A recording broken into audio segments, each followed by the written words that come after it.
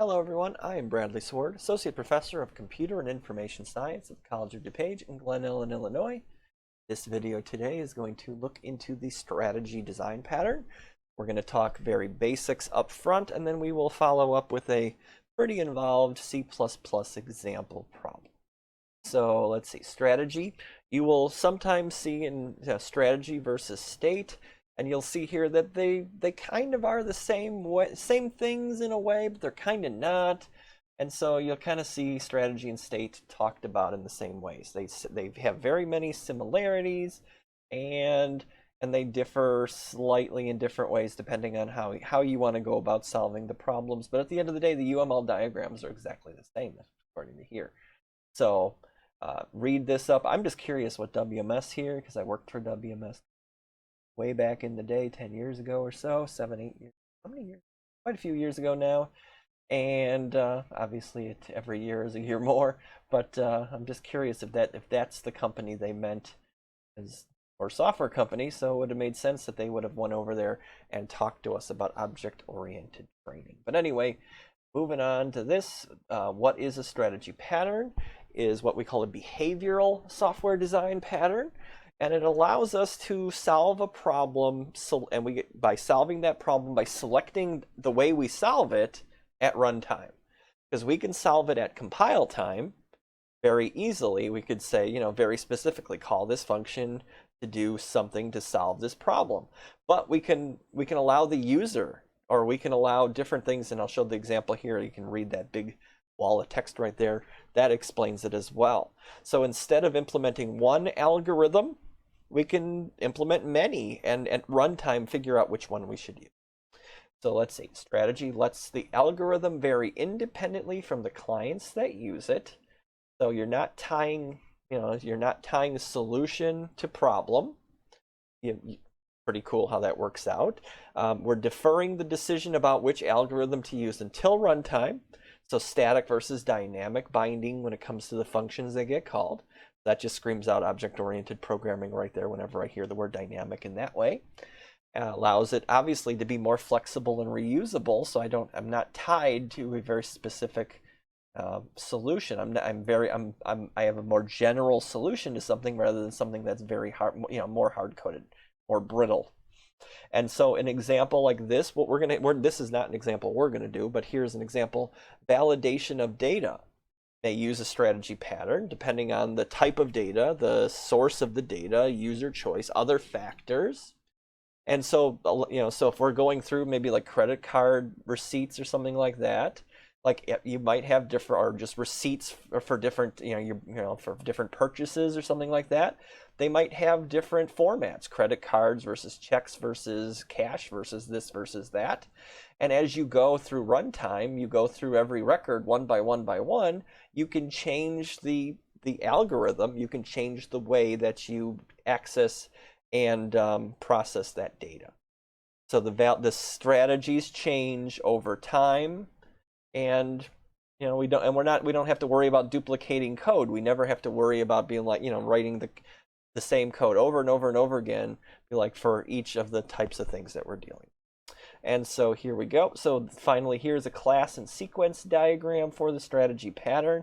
And you will see here, we will just main the context in our case is going to be main, and we're going to use a strategy pattern here. And we're going to have two setups for the two concrete strategy objects that come from the strategy interface here.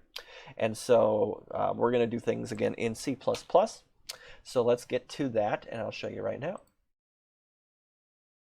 So the example I chose for this problem set in this video is the idea of sorting data, a vector of data, just a collection of integer values, and we're going to find different ways to sort them. And so I have this first written out as just a series of, in basically C functions using C++ code, if you want to think of it that way. Nothing object-oriented except for the standard template library code. And so I have a print function, take a constant vector reference and print out every element. I have my own, I just kind of came up with quick and dirty bubble sort and quick sort solutions or just algorithms for solving the problem using bubble sort. Here is my bubble sort method, and here is my quick sort method. I have a whole nother video that goes into better detail about how to do an even better quick sort than the one I did here real quickly. It's not very efficient, but it gets the job done. And so I have the two functions, and they both take in a vector, a vector reference, not const, because these functions are going ahead and modifying the vector. So notice I'm not returning anything, but in the process of running the bubble sort method, the vector is being modified. And by passing a reference, you get back the sorted vector. If I didn't pass by reference, I passed by value, I would still sort over here on this end, but I'd be sorting a copy of the vector, and it would never make its way back to the main function. So there is my, so print, bubble sort, and quick sort. And quick sort is a recursive algorithm, at least the way I have it set up here. And so inside the main here, you can see, don't mind this code down there just yet, that's part 2. And so here I go, okay, vector, I have it unsorted, I print, I have it sorted, I print, and I have it, here is quick sort method, here is bubble sort method, and let me just show you what I have. Don't mind the part that comes up with the input just yet. Let's just take a look at this stuff right here. So you can see I'm starting with an unsorted method, I'm calling the quick sort on the vector, and every iteration through, it's going through and doing its business, and at the end of the day, the quick sort has sorted my data. And it looks like it's taking forever because this is, compared to bubble sort, but this is one whole iteration, one whole pass of the bubble sort method. This is just breaking the problem down into smaller and smaller pieces. So this looks worse than it is, but as you know, quick sort is for the most part about as quick as you can get, depending on, in general use case, it's pretty much the best that you can get, and bubble sort is about the worst that you can get. There are a few worse than bubble sort, but nothing really doing. So you can see here, at the end of the day, I get the job done. Every sort method better sort the data when it gets to its job, but I have gone ahead and shown you that I have these functions. So now let's talk about taking this problem and converting this from a static way of doing things, because this is at compile time, and now let me show you how to do things dynamically and figure out which sort function to call at runtime instead. Okay, so here is our first little step here. I put all the class declarations here, the headers, into one file. Normally I would put them into 3, but considering the fact that this is an example, I don't want to confuse you with all these files jumping around all over the place. So you can see here that the sort strategy class that I have here is the strategy here, and bubble sort strategy and quick sort strategy are the strategy 1 and strategy 2 here. And so what I have is I have a virtual destructor because this is the base class. I want to make sure that I don't have any memory leaks later on down the road. So by making this a virtual destructor, if I ever do anything, and I'm going to do stuff with this actually in a little bit after I show you the basic way to do things, that maybe this would actually save a memory leak, and that's why we always have virtual destructors for base classes. I have a pure virtual function that actually does the hard work of sorting. It's pure virtual because every sort strategy method, every algorithm is going to be completely different. There's no standard way to sort these things out, so I'm going to make it pure virtual, which makes this an abstract class, which means I can never create an object of type sort strategy ever. I can only, of the interface, I can only do so of the strategy patterns that I have that derive from it, as long as they override the function.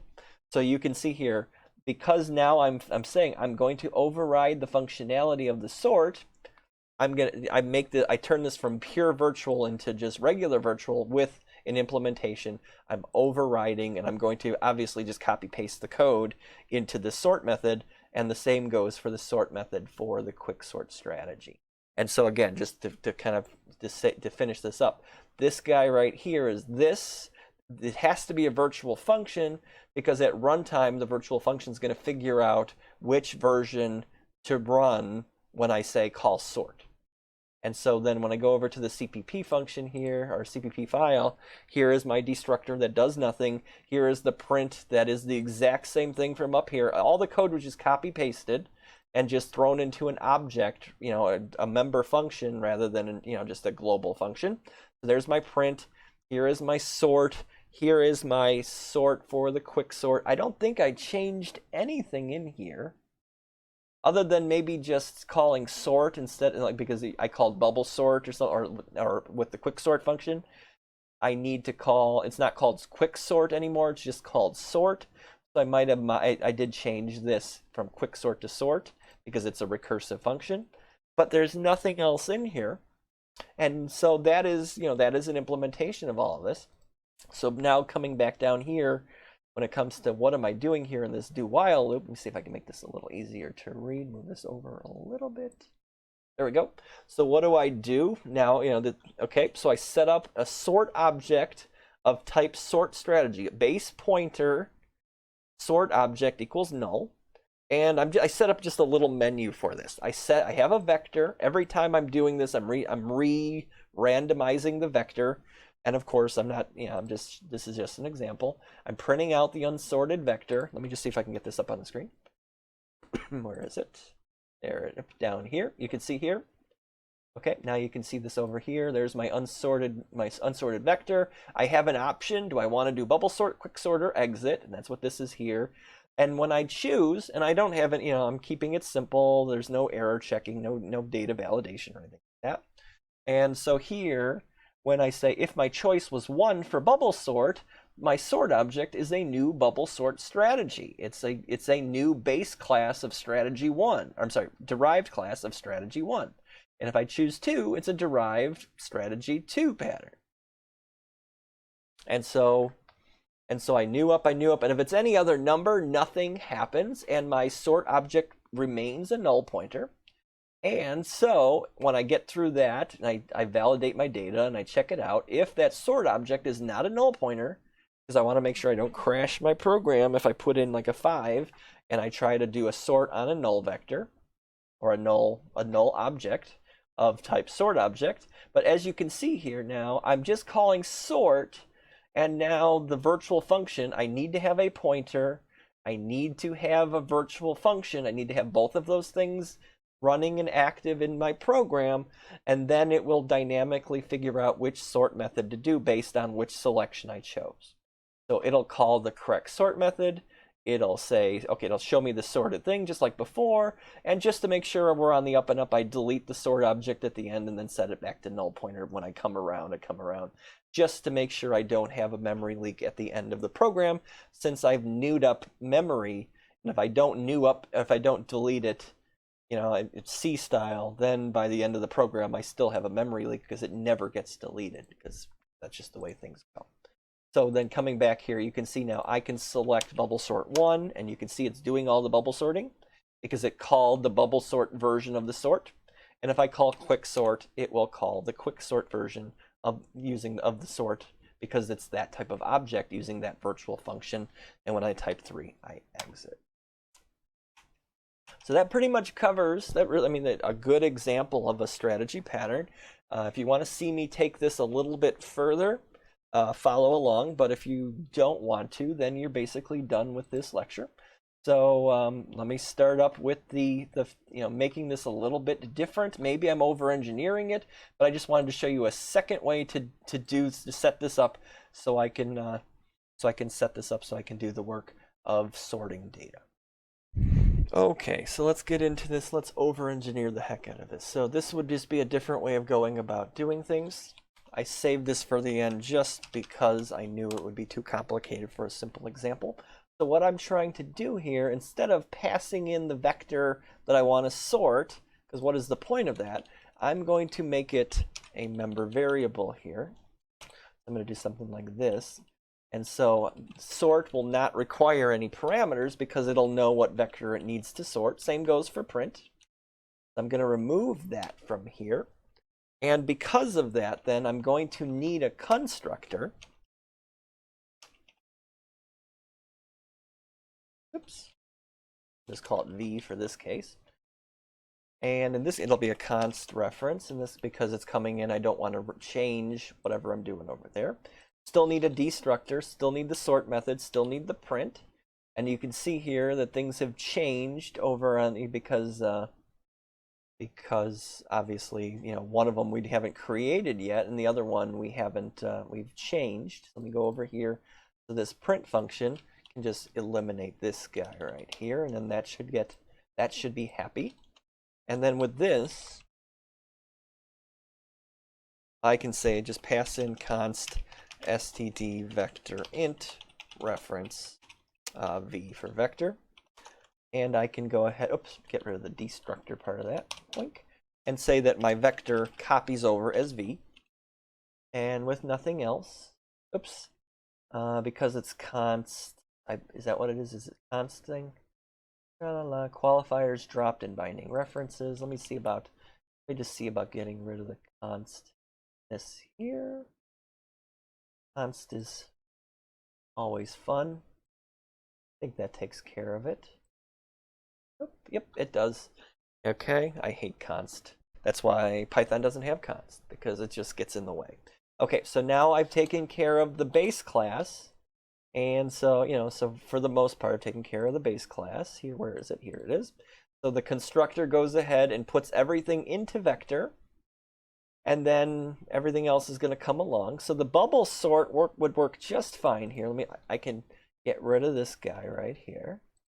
And it should just work. Let me go over here for bubble sort anyway. Bubble sort strategy pattern. So now that should work. Oops. And now it doesn't know vector because it's inaccessible. And that comes down to the fact that I made vector private and private versus protected. So now base class and everything derives from it can access vector. So that goes away. And so now print vector, I can remove the vector from that. And let's see, that handles bubble sort just fine. And now let's just see what goes wrong. Because something obviously will. So here we go. It has everything to do with everything having to do with everything else. The bubble sort is taken care of. So let's just come back here. So the sort strategy is taken care of. Bubble sort is taken care of.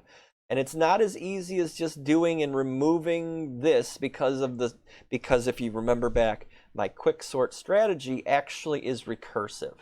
So I actually want this to be a private function, and I want this to be a public one. And I'll show you what in a second here. So let me just make this public, make that private. And we do this a lot when we deal with recursive functions. I call this the public-facing portion, or the public-facing function, and then usually what happens, the public-facing function calls the private one that does all the hard work, so the user who's using this thing doesn't have to know all the things behind the scenes to make it work properly. And this is not, this is going to be the virtual function, but this does not have to be. Okay, so now I have this and like, my God, what are you talking about, Brad? So let me come back here. Let me create this thing in the CPP file. Okay, so then all I'm going to do inside this public-facing quicksort function is just call sort with the vector. That's it. Because this is the public-facing function. Under the hood, we know what vector, but I don't want them to have to do it.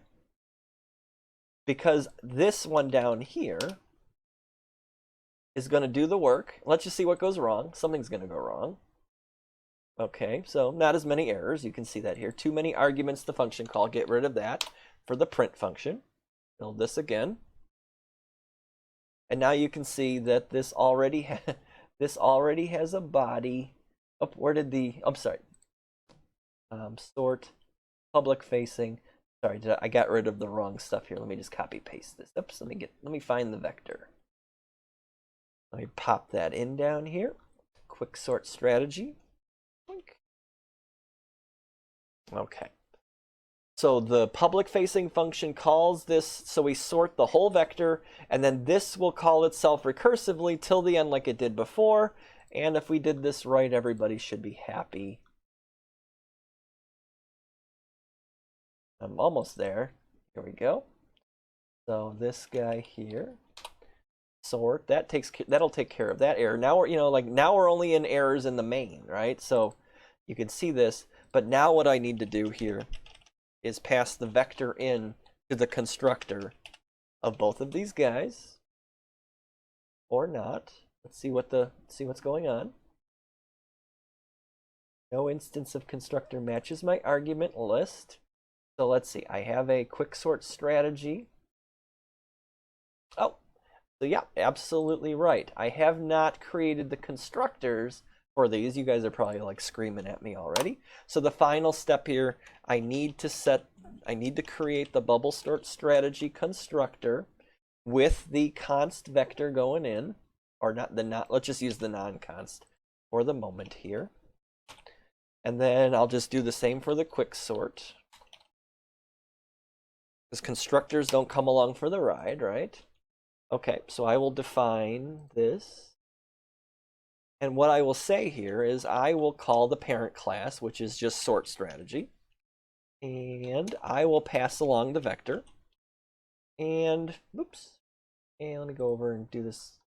I like to be pedantic about this and purposeful. Where is this thing? There it is. And just add the nothing here to that. And then I'm doing the same thing for quick sort strategy. I'm adding it and then putting the nothing here, and then I'm calling up to parent. I am calling up to sort strategy. I'm passing that vector along. So now let's see what comes up. There's a reason why I held off to the end. There we go. Everything is working. Everybody is happy.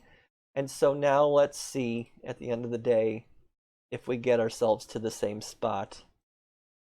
Modifying the code, does it work? That's always a big one. Okay, so these should remain unchanged, the first two. But now here we go. If I press a 1, we should see no difference. And it did the bubble sort for 1, and it came out correct. And I did the quick sort, and it is coming out correct. And so, yes, I have refactored my code to go from, basically a no-pass constructor to a one-parameter constructor. And I am done with what I've done. So let me just reiterate what I've done here on both ends. So instead of passing the vector into the sort and the print functions, I pass it into the constructor, and it's maintained under the hood. And so I don't need to pass any parameters into these things to sort or to print. And then I've done basically the same stuff. I have the sort function that doesn't require any parameters anymore. And because the constructor handles everything and calls up and puts everything into that vector, the sort function for both handles what's going on. But the quick sort strategy, again, needs two functions because it's recursive. So the public-facing function calls the private one, and that's the thing that does all the work. And at the end of the day, no one is the wiser on the other end because you've abstracted that away from the end user. And so then there's that, and then back here on here is the constructor for sort strategy. Here's the destructor. Here's that print function. Here is the bubble sort constructor. And then at the end of the day, just very slight changes to the sort function. So that covers everything I wanted to talk about in this video. Strategy pattern, done, all good here. So as always, if you have any questions, swardb@cod.edu is a great way to get a hold of me. Comment here on YouTube is a great way to get a hold of me as well. I have a couple more patterns I'm going to do in my near future. Maybe your current, depending on when you're watching these videos. But if you have any questions or if you have any design patterns you'd like me to try to work on, well, let me know and I'll see if I can get to it. So as always, guys, thanks for sticking it out with me. Have a great day, and I'll see you next time.